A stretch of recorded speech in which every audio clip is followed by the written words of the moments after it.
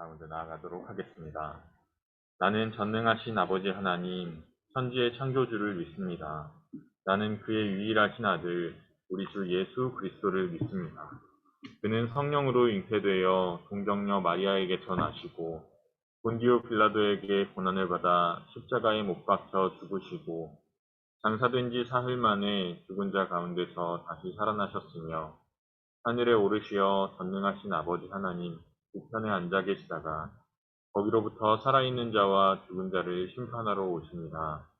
나는 성령을 믿으며 거룩한 공교회와 성도의 교제와 죄를 용서받는 것과 몸의 부활과 영생을 믿습니다. 아멘. 찬양하겠습니다.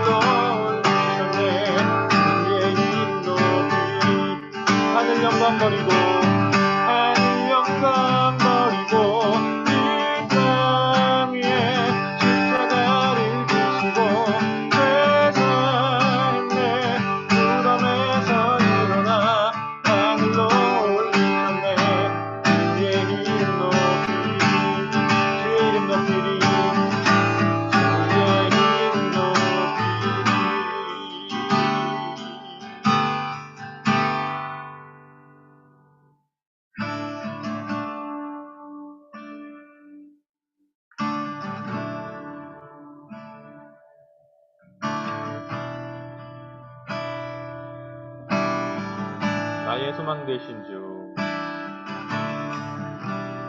나의 소망 되신 주, 주를 바라봅니다.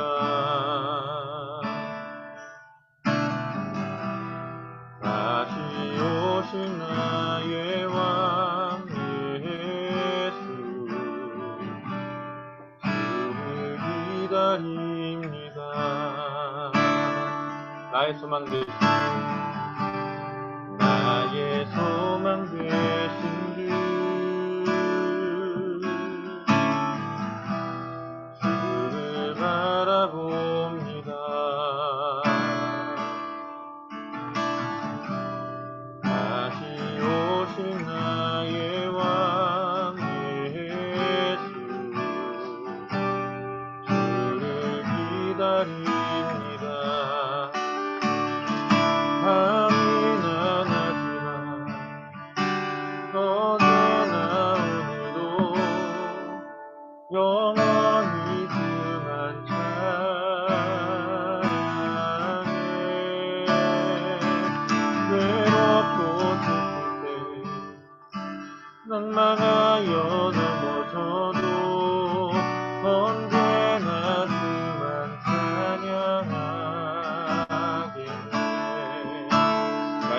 되신 나의 소망 되신 주 주를 바라봅니다. 다시 오실 나의 왕 예수 주를 기다립니다. 밤이나 낮이나 어제나 오늘도 영원히 그만 찬양해.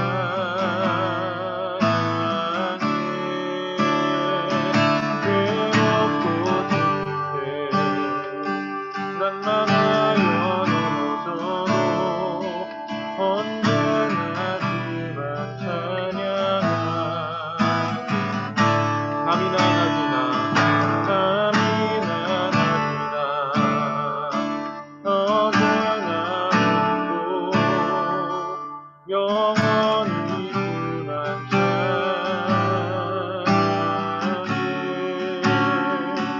괴롭고 슬플 때 낭만하여 넘어져도 언제나 그만 찬양하겠네.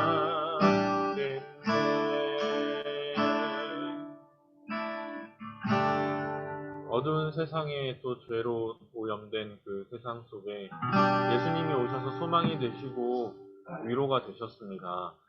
우리 주님께서 오늘도 우리의 공허한 또 빈 공간에 찾아와 주십니다.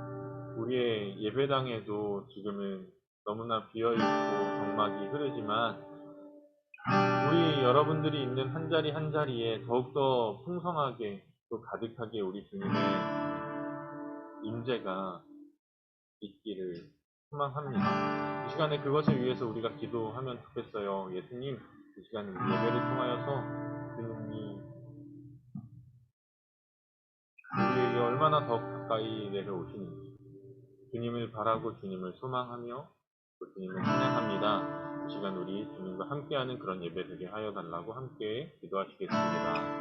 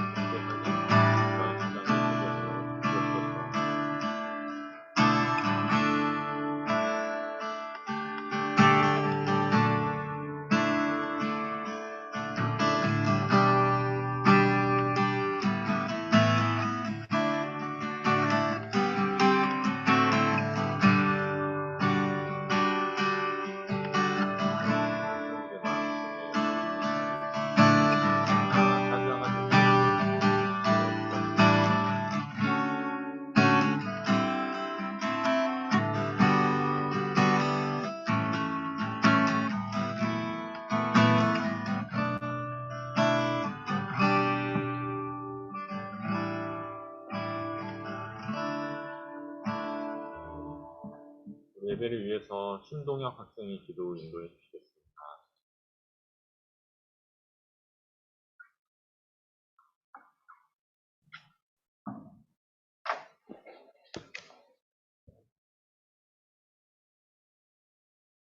기도 준비한 기도를 드립니다. 오늘 이렇게 코로나 때문에 많은 친구들이 교회도 나가지 못하고 그랬지만 다음에는 잘 나가서 모든 친구들이 하나님의 말씀을 듣고 또 잘 이제 살아갈 수 있도록 해주세요. 예수님 이름으로 기도드립니다. 아멘. 계속해서 예수님께서 가르쳐 주신 기도를 드리겠습니다. 하늘에 계신 우리 아버지, 아버지의 이름을 거룩하게 하시며 아버지의 나라가 오게 하시며 아버지의 뜻이 하늘에서와 같이 땅에서도 이루어지게 하소서. 오늘 우리에게 일용할 양식을 주시고 우리가 우리에게 잘못한 사람을 용서하여 준 것 같이 우리 죄를 용서하여 주시고 우리를 시험에 빠지지 않게 하시고 악에서 구하소서. 나라와 권능과 영광이 아버지께 영원히 있습니다. 아멘. 아멘. 감사합니다. 이어서 오늘의 말씀을 서예찬 학생이 봉독해 주겠습니다.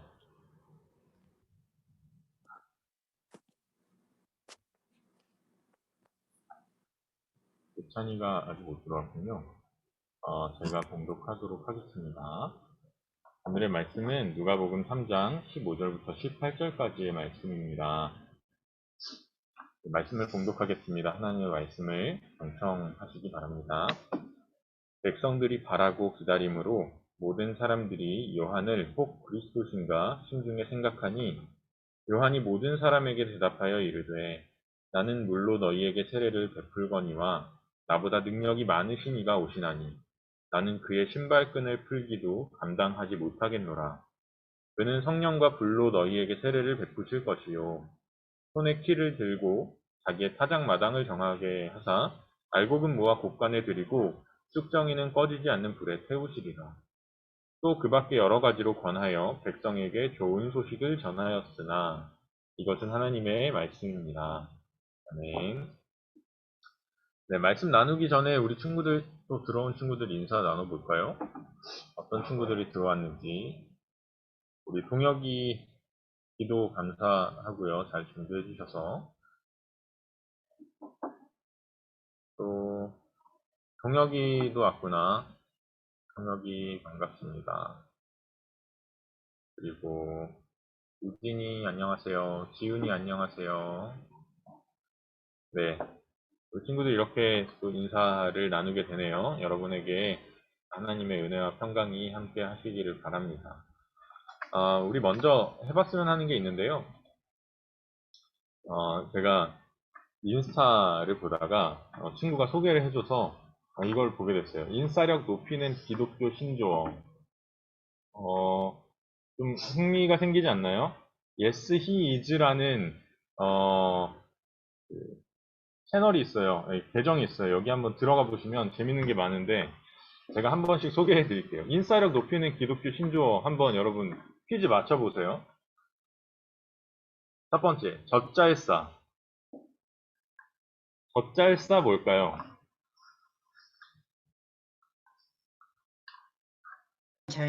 졌지만 잘 싸웠다. 졌지만 잘 싸웠다면은 이제 제가 퀴즈를 안 냈겠죠. 네, 맞아요. 일단 연재는 학교에선 인싸인 걸로. 이거 알면 일단은, 네. 일단 1단계는 통과했지만 교회 인싸 되려면 이걸 알아야 된대요. 근데 저도 몰랐지만 그게 함정이지만 네, 젖잘싸 뭘까요?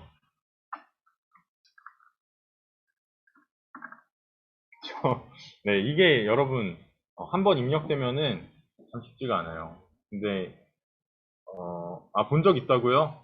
본 적 있어도 외우기 어려운 신조어, 그죠? 공개할게요. 사실 공개하기 좀 두려워요, 여러분. 여러분의 그 비난과 이런 것들을 제가 잘 감당을 해야 되는데 용기를 내서 졌다고 생각할 때 잘 봐, 주님이 싸우고 이김. 빨리 넘어가겠습니다. 다음 거 설참 그냥 뭘까요? 그 가운데에다가 넣습니다. 그냥 단어를 그냥 설- 가운데다 넣었어요. 네, 빨리 넘어갈게요. 네, 설참 뭘까요? 설참. 못 맞추면 그냥 넘어가고 맞추면은 뭐 상품이 있는 거죠. 네, 설참. 설교하고 세참 먹기. 설교하고 새참 먹기. 오, 참신했어요. 설명 참고 뭘까요?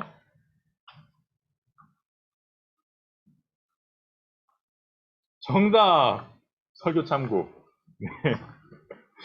도현이가 한번 봤다더니 공부를 이제 선행학습의 중요성인가요, 이게? 네. 도현이가 정답을 맞췄습니다. 설교 참고고요. 세 번째 거 하나 더 내드릴게요. 오늘의 말씀 제목인데요. 이것도 그냥 억지로 줄여봤어요. 전기입니다, 전기. 전기가 뭘까요? 저요. 뭐예요? 전도하고 기도하라. 전도하고 기도하라. 우와, 현우 땡. 근데, 좋았어요. 좋은 접근이었어요. 뭘까요?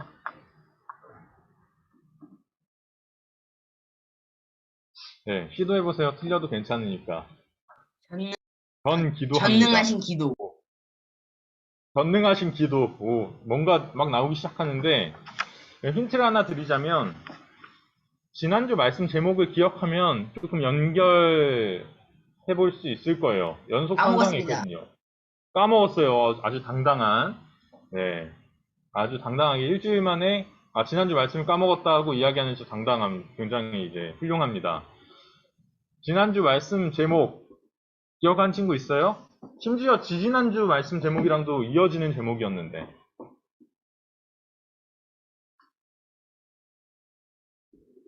자, 바로 공개하겠습니다. 어? 저 알아요. 어? 저 뭐예요? 왠지 이거 네? 같아요. 뭐예요? 전도 기다림. 정답으로 하겠습니다. 이 정도면 정답해줘야 돼요. 왜냐면 기다림을 역시 기억해줬거든요. 나야. 네, 현우 훌륭합니다. 정답은 전하며 기다림이었어요. 전도하며 기다림 해도 뭐 무방합니다. 네. 여러분 기다림의 절기를 보내고 있잖아요, 여러분. 네. 아, 서연이의 그 마지막 그 외침 전능한 기도도 아쉽지만, 네. 우리 오늘의 예배에서는 일단 현우가 인싸로 등극하는 것으로 하겠습니다. 자, 대림절 보내고 있어요, 여러분. 오늘은 세 번째 촛불을 밝혔고, 우리 성탄절을 맞이하기까지 한 주 한 주의 기다림의 절기를 어떻게 보낼 수 있을까, 이렇게 하고 있는데요. 지지난주에는 부지런한 기다림, 그래서 믿음과 사랑과, 네, 이런 이야기들을 했었어요. 우리가 어떻게 기다리면서 보낼까? 예수님 앞에 우리가 어떻게 이 시간들을 보내며 대림절 한 주 한 주를 보낼까 이야기했었고요. 지난주에는 이 말씀이었죠. 지금은 미완성이지만 너무나 부족해 보이지만 하나님께서 이 일들을 하고 계시니 우리는 확신하며 기다립니다. 우리는 이 세상의 미래와 우리의 삶의 비전을 하나님께 신뢰함으로 맡겨드릴 수 있습니다. 확신하며 기다림 이야기했어요. 그리고 오늘의 말씀의 주인공은 주 등장인물은 세례 요한입니다. 이 요한에게 별명이 있죠. 세례 요한이라는 것도 사실 별명이에요. 예수님의 제자였던 요한이 또 있잖아요. 사도 요한, 세례 요한. 그래서 두 명의 요한을 따로 이야기하는데요. 이 두 요한을 똑같은 사람인 줄 아는 사람들도 있어요. 다른 사람입니다. 그렇게 이야기하기 위해서 세례 요한이라고 부르고요. 또 다른 별명이 있는데 이거는 한번 말씀해서 찾아볼 거예요. 여러분이 들어본 요한의 별명일 수도 있고 오늘 처음 듣는 걸 수도 있지만 한번 찾아봅시다. 자, 누가복음 3장 3절부터 6절에 요한이 어떤 사람이었다 쭉 이야기하는데요. 제가 읽어볼게요. 요한이 요단강 부근 각처에 와서 죄사함을 받게 하는 회개의 세례를 전파하니 선지자 이사야의 책에 쓴 바 광야에서 외치는 자의 소리가 있어 이르되 너희는 주의 길을 준비하라 그의 길을 오실 길을 곧게 하라 모든 골짜기가 메워지고 모든 산과 작은 산이 낮아지고 굽은 것이 곧아지고 험한 길이 평탄하여질 것이요 모든 육체가 하나님의 구원하심을 보리라 함과 같습니다. 아멘.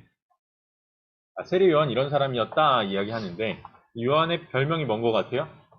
요한의 별명 여기서 이야기하는 거 하나 찾아볼 수 있겠어요?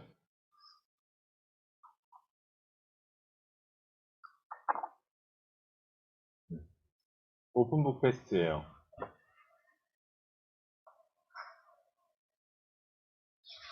정답은 여기 안에 있습니다. 요한의 별명. 그래서 오늘날까지도 요한에 대해서 요한 이야기할 때 이런 사람이야 라고 이야기해요. 세례 요한 말고 다른 별명 하나 여기 더 있거든요.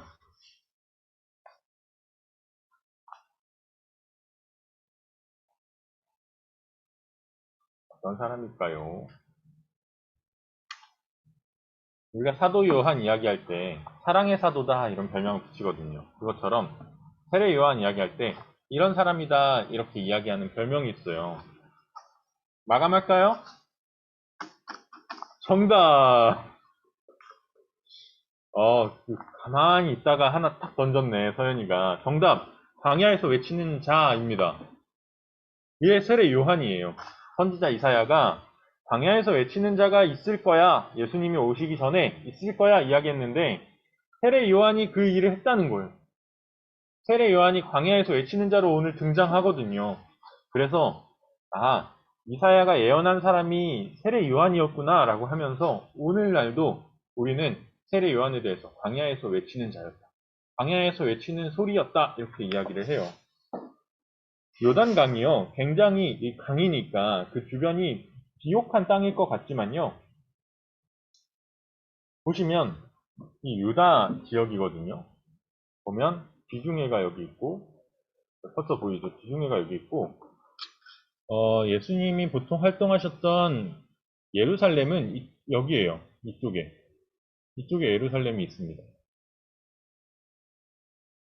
그러면 여기로부터 여기가 이쪽이 왼쪽이고 이쪽이 오른쪽이거든요.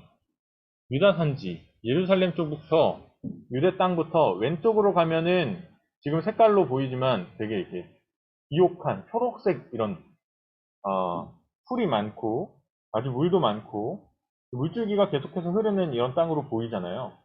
오른쪽으로 가면 어때요? 오른쪽에도 물이 있나 하고 가서 봤더니 사해예요. 사해는 염분이 너무 높아서 이제 풀도 한 포기도 살 수가 없죠. 네, 생명이 살 수 없는, 물고기도 살 수 없는 그런 곳인데, 이쪽에 요단강이 있어요. 어디냐면 갈릴리 호수부터 사해까지 흐르는 이게 요단강이에요. 요 그러는데 그래봬도 강인데 그 주변을 보면 굉장히 황량하죠. 초록색이 없어요. 이 땅은 광야거든요. 요단강 바로 주변은 유다 광야가 있는 곳입니다. 예수님이 40일 동안 시험을 받으면서 처음에 사역을 시작하시기 전에 마귀에게 시험을 받으셨던 곳, 금식하셨던 곳도 유다 광야이고요. 요한이 세례를 베풀면서 지냈던 그곳도 광야였어요. 거의 나는 자연인이라 찍은 거예요. 보시면요, 요한의 삶이 이랬습니다. 광야에서 살면서 낙타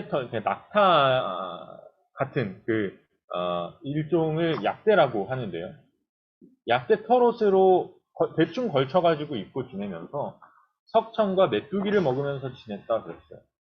거기서 이제 잡아서 먹고, 요한이 그냥 자연이 좋아서 그렇게 살았던 건 아니었습니다. 그곳에서 좋은 어떤 기반을 갖춰놓고 살 수 있어서 그렇게 떠났던 것도 아닙니다. 요한이 굳이 광야로 가서 석청과 메뚜기를 먹고 약대 털옷을 입고 그렇게 지냈던 이유가 뭐냐면, 이사야 선지자가 세례 요한에 대해서 이미 예언한 내용이 있기 때문이에요. 예수님이 오시기 전에 한 사람이 와서 이렇게 살아갈 것이다 라고 이야기했는데, 그 내용이 광야에서 외치는 자의 소리가 있을 것이다. 그런데 그 내용이 뭐냐면 주님이 오실 것이다 라는 외침이에요. 그분이 오시면 그분을 통해서 모든 사람들이 하나님을 보게 될 것이다. 오실 주님을 전하는 목소리가 있을 것이라는 거예요. 그리고 요한은 그 사명에 완전히 꽂힌 사람이었어요. 그것만 생각하는 사람이었어요. 다른 가치를 추구하지 않습니다. 먹는 거 괜찮아요. 좀 내가 먹고 싶은 거 못 먹어도 돼요. 입는 거, 사는 곳, 지위 다 괜찮아요. 지난주에 바울처럼 세례 요한도 한 가지 생각만 하면서 살았는데, 하나님께서 나에게 주어주신 역할을 잘 감당하는, 사람들에게 예수님을 잘 소개하는 중매자가 되는 것, 그게 그가 살아가는 이유였습니다. 그의 삶에는 기쁨이 가득하다고 이야기했습니다. 어떤 기쁨이냐면 신랑의 혼인잔치에 함께 참여해서 기뻐하는 신랑의 친구의 기쁨이 나에게 가득하다 그랬어요. 나의 잔치가 아니라 예수님을 위한 잔치를 차려놓고 나는 거기에 동참하고 있는 기쁨이 너무나 기뻐 라고 이야기했던 사람이 세례 요한입니다. 여러분, 이게 되게 비범하잖아요. 특별하잖아요. 다른 사람들 다 삶에서 자기가 높아지기 위해서 살고 무언가를 얻기 위해서, 나의 삶의 만족을 위해서 나의 삶의 울타리를 구축하면서 그렇게 살아가는데, 세례 요한은 그거 다 버리고 예수님만 따르면서 전하면서 살았다는 거예요. 찾아오는 사람들에게 요한이 회개의 세례를 베푸는데 그 목이 뻣뻣하고 고든 사두개인과 바리새인들도 와가지고 막 세례를 받는 거예요. 회개를 하는 거예요. 무릎 꿇고. 이 요한의 카리스마와 사역의 능력이 대단했던 것 같습니다. 엄청난 인파가 몰려들어요. 말씀에도 능력이 있고 사람들이 들으면 압도되는 거예요. 하나님의 음성을 요한을 통해서 듣는 것 같은 거예요. 그래서 15절에 보니까요. 이렇게 돼요. 백성들이 바라고 기다림으로 누구를요? 메시아를, 그리스도를 마음에 바라고 기다리고 있으니까 요한을 볼 때 혹 저 사람이 그리스도인가 생각했다는 거예요. 아, 저 사람 엄청 보니까 대단하고 하나님이 보내신 사람 같아. 저 사람이 그리스도인가 생각했어요. 이 당시 사람들도 기다리고 있었어요. 그런데 여러분, 우리가 세례 요한이라면 이 상황에서 어떤 마음이 느꼈을 것 같아요? 우리가 세례 요한이라면 우리가 예수님을 전한다고 사역을 하는데 사람들이 저 사람이 그리스도 아니야? 저 사람이 하나님 보내신 사람 아니야? 엄청 대단한 사람 같아. 막 이야기하면서 높여주면서 또 나의 말을 들으면 사람들이 막 감동하면서 그렇게 지냈다는 거예요. 사람들이 이 사람을 엄청난 사람이라고 추켜 세워주면서 기대를 막 점점 키워가려는 그 찰나에 요한이 그 모든 목소리를 일거에 정리합니다. 16절 같이 읽어볼까요? 시작. 요한이 모든 사람에게 대답하여 이르되 나는 물로 너희에게 세례를 베풀거니와 나보다 능력이 많으신 이가 오시나니 나는 그의 신발끈을 풀기도 감당하지 못하겠노라. 그는 성령과 불로 너희에게 세례를 베푸실 것이요. 아멘. 여기에서 바로 이 장면에서 요한이 어떤 사람이었는지가 정말 선명하게 드러나요. 요한은 철저하게 자기를 낮춘 사람이었습니다. 사람들이 자기를 대단하게 보고 우러러봐도 나는 작은 사람입니다. 나는 그분의 빛에 비하면 아무것도 아닙니다.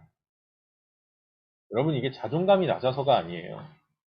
자기 비하가 아닙니다. 오히려 하나님이 나에게 주셨다는 이 소명의식, 내가 이 일을 해야 돼라는 아주 특별한 의식으로 가득했던 사람이 세례 요한이거든요. 그런데도 끝까지 낮춰요. 이건 열등감이 아니라 겸손이에요. 자존감이 낮으면 자기 스스로를 무가치하다고 여기고 자기를 낮추지만 또 하나 뭐냐면 다른 사람도 인정해주지 못해요. 다른 사람도 낮춰요. 그래서 미워하고 질투하죠. 박수 쳐줄 수 없거든요. 그런데 겸손은 뭐냐면 나를 막 바닥으로 낮추는 게 아니라 다른 사람을 높여줄 줄 아는 거예요. 내 위에 다른 사람이 있다라고 다른 사람들을 내 위의 자리로 올려주는 거예요. 그런데 특별히 세례 요한은 누구를 높여줘요? 오늘 말씀에서. 예수님 앞에서 철저하게 겸손해지는 거예요. 예수 그리스도를. 나는 물로 세례를 베풀지만 내 뒤에 오시는 그분은 성령과 불로 세례를 베푸실 것이다. 차원이 다른 분이 오신다. 나는 그분의 신발끈을 풀기에도 미치지 못하는 그분에 비하면 미천한 사람입니다. 나를 그리스도라고 하지 마십시오. 철저히 겸손하고 또 철저히 그리스도만 드러낸 사람이었습니다. 이렇게 자기를 낮추었던 요한, 그분에 비하면 나는 너무나 작은 사람이에요 이야기하면서 손살에 쳤던 세례 요한에 대해서 예수님이 이렇게 평가를 하시거든요. 7장입니다. 같이 읽겠습니다. 기록된 바 보라 내가 내 사자를 내 앞에 보내노니 그가 내 앞에서 내 길을 준비하리라 한 것이 이 사람에 대한 말씀이니라. 내가 너희에게 말하노니 여자가 낳은 자 중에 요한보다 큰 자가 없도다. 엄청난 칭송이죠. 이 사람은 정말 대단한 사람이야 정도가 아니라 이 세상에 태어난 모든 사람 중에 가장 뛰어난 사람이 세례 요한이었다라고 예수님이 말씀을 하세요. 하나님 앞에서 가장 낮아진 사람, 자기 것 주장하지 않고 예수 그리스도만 다 올려드린 사람, 그 사람을 예수님은 가장 높이셨던 거예요. 누가복음 14장 11절입니다. 무릇 자기를 높이는 자는 낮아지고 자기를 낮추는 자는 높아지리라. 야고보서 4장 10절 주 앞에서 낮추라. 그리하면 주께서 너희를 높이시리라. 이걸 아는 사람, 내가 나를 낮추고 하나님을 높일 때 그 삶이 버려지지 않음을 아는 사람. 우리가 세례 요한의 이야기를 통해서 배울 수 있는 사실이 이거예요. 자기를 낮추고 하나님을 높이는 사람을 하나님께서 끌어올리신다는 사실입니다. 물론 세례 요한의 삶은 죽음에 이르기까지 낮추는 삶이었어요. 헤롯의 부정, 부패를 고발했다가 죽임을 당하게 되죠. 그게 비참한 죽음이에요. 아까 보았던 예수님께서 세례 요한을 칭찬해 주시는 그 7장의 말씀. 그 말씀은 세례 요한이 죽기 직전에 옥에 갇혔을 때 요한의 제자들에게 예수님이 하신 말씀이거든요. 그의 삶, 그의 상황은 사람의 눈으로 보기에는 너무나 보잘것없는 결말이었죠. 그러나 하나님께서 그를 높이셨어요. 하나님께서 그를 크게 일컬어 주셨다는 거예요. 요한이 그걸 계산하고 막 계산적으로 기대하고 행동한 건 아닙니다. 요한의 마음에는 이런 것들이 있었거든요. 요한이 어떻게 그렇게 낮은 삶을 살 수 있었을까? 18절에서 세번역 성경이 이렇게 전해주고 있어요. 요한은 그 밖에도 많은 일을 권면하면서 백성에게 기쁜 소식을 전합니다. 조건이 없는 거예요. 기쁜 소식이 있었기 때문에, 기쁜 소식이 나에게 왔기 때문에, 복음이 자신에게도 기쁜 소식이었기 때문에 하나님께서 그리스도를 이 세상에 보내신다는 소식을 먼저 알게 되었을 때 가만히 기다릴 수가 없는 거예요. 그래서 요한은 광야로 나갔습니다. 목노아 그 세례를 외치고 많은 사람들을 갈등하게 하고 많은 사람들을 회개하게 하면서 외치면서 주님의 복음을, 주님의 오심을 그렇게 전했어요. 여러분, 제가 이 말씀을 보면서 느낀 게 한 가지 있습니다. 우리도 요한과 같은 자리에 놓여 있구나.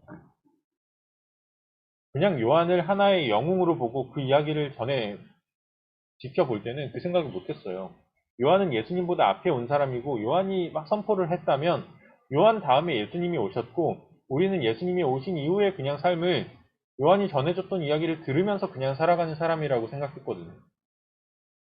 근데 오늘 이 요한의 말씀을 다시 보면서 우리의 자리도 요한의 자리와 다르지 않구나라는 사실을 알게 됐어요. 우리도 복음을 먼저 알게 된 사람들입니다. 사람들이 알지 못해요. 세상은 고요합니다. 마치 예수님이 오지 않을 것처럼 그냥 그렇게 살아가요. 그런데 우리는 먼저 알았어요. 우리 주님이 다시 오실 것이라는 대림의 절기를, 기다리는 절기를 보내고 있습니다. 세례 요한이 내 뒤에 오실 그리스도를 기다리면서 그것을 참지 못하고 광야로 나아가서 막 전하면서 살았던 것처럼 우리도 이제 다시 오신다는 그리스도를 알고 기다리면서 먼저 그 사실을 안 사람으로 살아가고 있다는 거예요.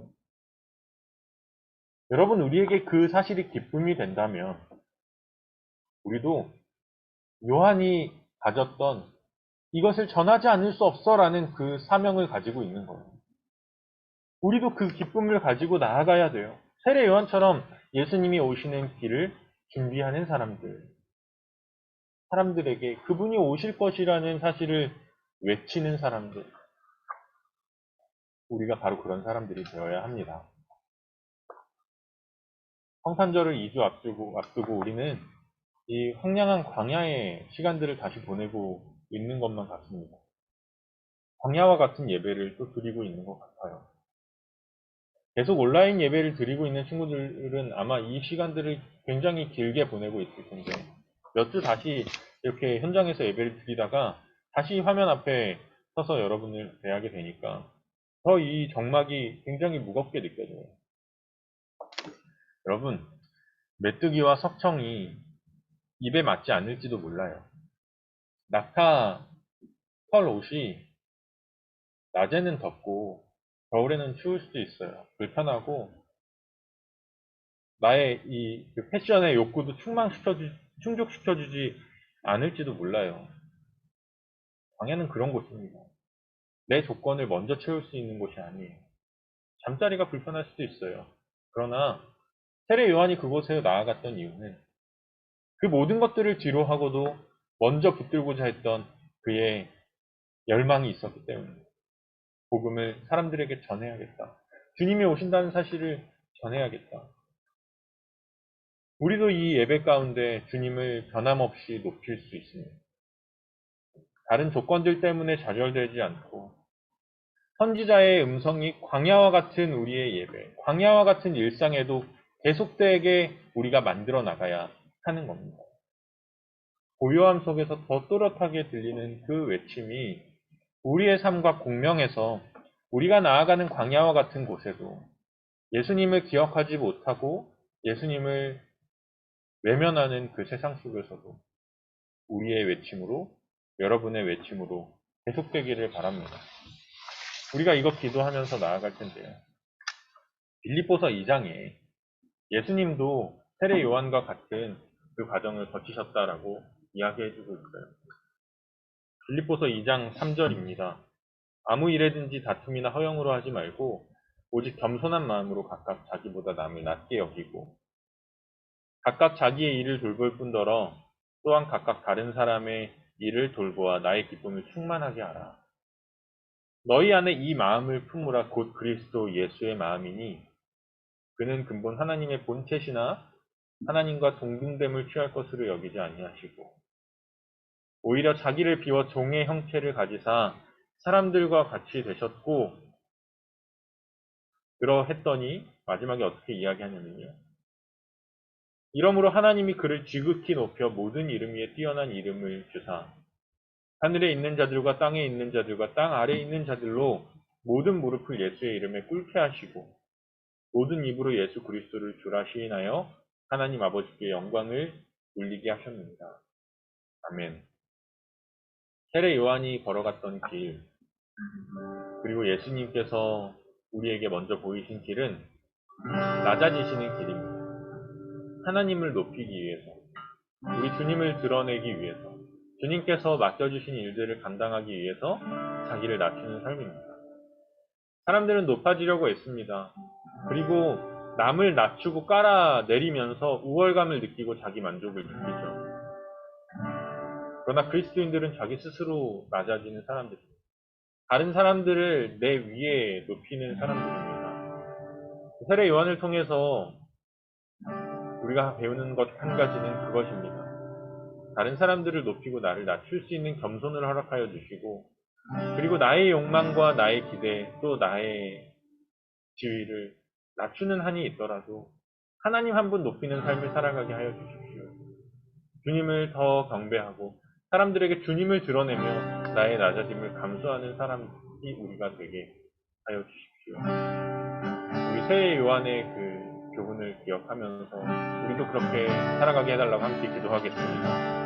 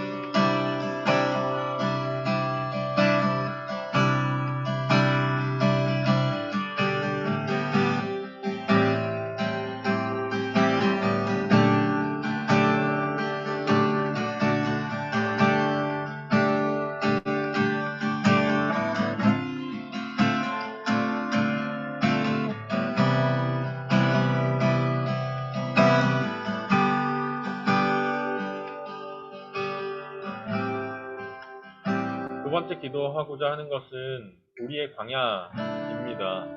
우리가 그리고 광야로 나아가는 이유는 주님의 오시는 그 복음의 소식이 우리에게 먼저 주어졌기 때문입니다. 하나님, 우리가 이 복음을 들고 광야로 나아가게 하여 주십시오.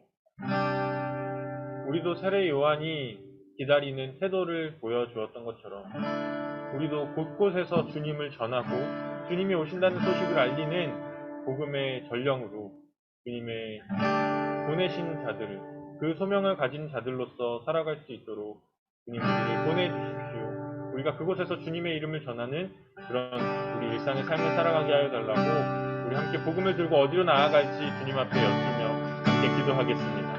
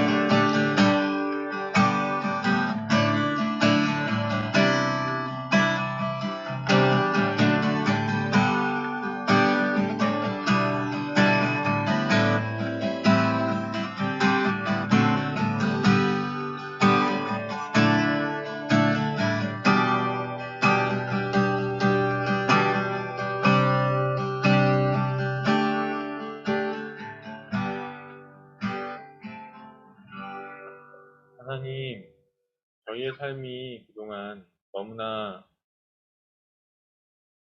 나 한 사람에 쏠려 있었음을 고백합니다. 하나님께서 베푸신 은혜도 나의 것으로 가두어 놓았고, 하나님께서 허락하신 복음도 나의 삶을 또 나의 마음을 채우는 것으로 가두어 버린 것은 아니었습니다. 하나님은 오늘도 우리에게 다가오시고 이 세상은 주님을 여전히 필요로 합니다. 기다림의 절기를 보내며 예수님께서 어떤 마음을 가지고 이 세상에 다시 오시는지, 그리고 이 세상의 상황은 얼마나 주님을 간절히 필요로 하는지 다시 한번 새겨봅니다. 하나님, 이제는 우리에게 허락하신 은혜, 우리에게 허락하신 복음을 하나님이 나아가신 길을 향하여 전하기를 원합니다. 우리 주변에 있는 친구들, 또 가족들, 만나는 많은 사람들에게 광야에서 외치는 자의 소리와 같이 우리의 삶에서 재현되게 하셔서 우리가 나아가는 곳에서 주님을 전하고 복음을 나타내는 그런 주님의 자녀로 살아가게 하여 주시옵소서. 학기를 마무리하면서 또 한 해를 마무리하면서 우리가 살았던 그 시간들을 돌아보게 됩니다. 하나님, 주님의 오심을 기다리는 이 절기, 우리에게 있어야 할 새로움과 또 주님께서 새로움으로 찾아가야 할 많은 사람들의 삶을 우리가 바라보고 경험하면서 그렇게 우리의 시간들을 만들어 나갈 수 있도록 주님 우리 가운데 함께하여 주시옵소서. 그래서 우리가 하나씩 하나씩 밝히는 그 소의 빛이 우리 친구들이 살아가는 그 곳곳에서 밝히 비추는 빛이 되어서 주님의 영광이 온 땅에 가득하게 되는 그 날을 우리가 함께 바라볼 수 있도록 주님 우리에게 은혜를 더하여 주시옵소서. 우리 친구들의 건강도 지켜주시고 살아가는 동안 몸만이 아니라 마음의 건강도 지켜주셔서 행복하게 또 건강하게 다시 만날 수 있는 은혜를 허락하여 주시옵소서. 하나님이 예배 동안 우리가 주님과 마음을 나누고 주님을 알게 되었으니 한 주 동안 잊지 않고 주님과 동행하는 우리 모든 친구들과 선생님들 되게 하여 주시옵소서. 예수님의 이름으로 기도드립니다. 아멘. 이제 함께 청소년부의 기도를 함께 드리고 예배를 마치도록 하겠습니다.